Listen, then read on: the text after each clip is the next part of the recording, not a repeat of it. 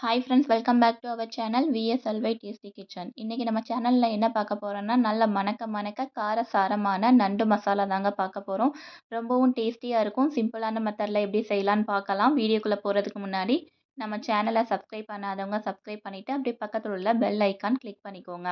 நீங்கள் நண்டை இந்த மாதிரி கடையிலே நல்லா கட் பண்ணிட்டு வாங்கிக்கோங்க. நல்லா வாஷ் பண்ணிட்டு எடுத்துக்கலாம். இப்போ ஸ்டவ் ஆன் பண்ணி ஒரு கடாய் வச்சு 3 டீஸ்பூன் எண்ணெய் சேர்த்துருக்கேன். எண்ணெய் லைட்டாக ஹீட் ஆனதுக்கப்புறம் கடுகு உளுந்தம் பருப்பு சேர்த்துக்கோங்க. 1 ஸ்பூன் ஜீரகம், 1/2 ஸ்பூன் சோம்பு சேர்த்துக்கோங்க. ஒரு பிரியாணி இலை, பட்டை, ஒரு அன்னாச்சி பூ சேர்த்துக்கலாம். கொஞ்சமாக கருவேப்பிலை ஆட் பண்ணிக்கலாம். பெரிய வெங்காயம் நீல வாக்கில் கட் பண்ணிட்டு ஆட் பண்ணியிருக்கேன். நீங்கள் சின்ன வெங்காயம் கிடச்சதுன்னா சின்ன வெங்காயம் ஆட் பண்ணிக்கோங்க. அது டேஸ்ட் இன்னுமே நல்லாயிருக்கும். இப்போ வெங்காயம் நல்லா வதக்கி விடுங்க.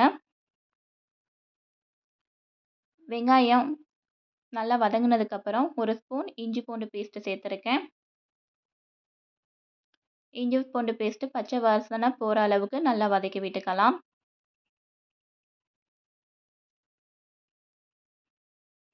இந்த டைமில் ஒரு மீடியம் சைஸில் தக்காளி எடுத்து கட் பண்ணிட்டு அதையும் ஆட் பண்ணிக்கலாம். இப்போ வெங்காயம் தக்காளி நல்லா பிளெண்ட் ஆகுற அளவுக்கு வதக்கி விடுங்க.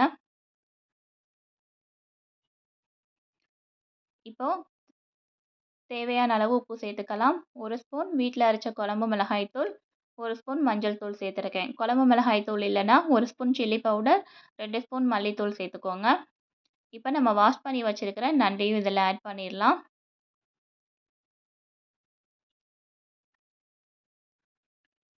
இப்போ நண்டு மூழ்கிற அளவுக்கு லைட்டாக தண்ணி சேர்த்துக்கோங்க.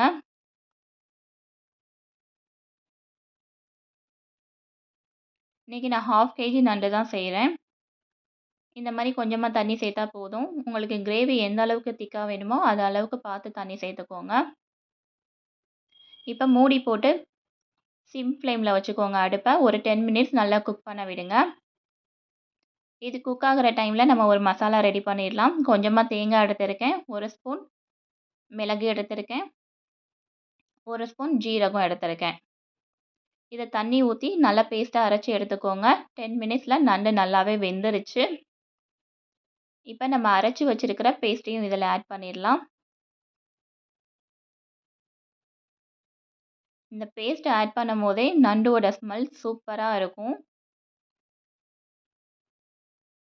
இதை நல்லா மிக்ஸ் பண்ணி விட்டு மீடியம் ஃப்ளேமில் ஒரு 10 மினிட்ஸ் மறுபடியும் குக் பண்ண விடுங்க. பாருங்கள், சூப்பராக ரெடி ஆயிடுச்சு கிரேவி. இப்போ மேலே கொத்தமல்லி தழை தூவிடலாம். இது ஒரு 5 மினிட்ஸ் நல்லா ஆறிடுச்சுன்னா இன்னும் கிரேவி திக்காயிரும். அவ்வளோதாங்க, நம்ம நண்டு மசாலா ரெடி ஆயிடுச்சு. கண்டிப்பாக இந்த வீடியோ உங்களுக்கு பிடிக்கும்னு நினைக்கிறேன். இந்த வீடியோ பிடிச்சிருந்தால் லைக் பண்ணுங்கள், கமெண்ட் பண்ணுங்கள்.